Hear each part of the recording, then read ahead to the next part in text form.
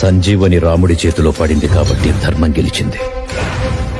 అదే రావణుడి చేతిలో పడుంటే ఏం జరుగుండేది? నీకు కనపడుతుంది ఒకటి ఉన్మాదం మాత్రమే. దాని వెనక ఒక ఉపద్రవం దాగి ఉంది.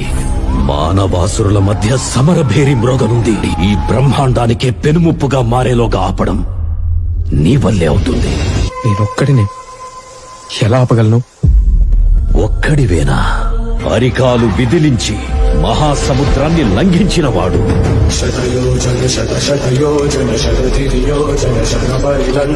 రాక్షస సైన్యాన్ని మట్టుబెట్టి రావణుడి సింహాసనాన్ని కంపించినవాడు,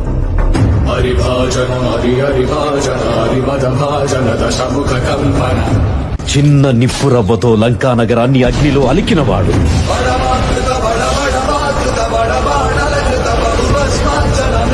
త్రేతాయుగంలో రాముడి నీడయ్యాడు,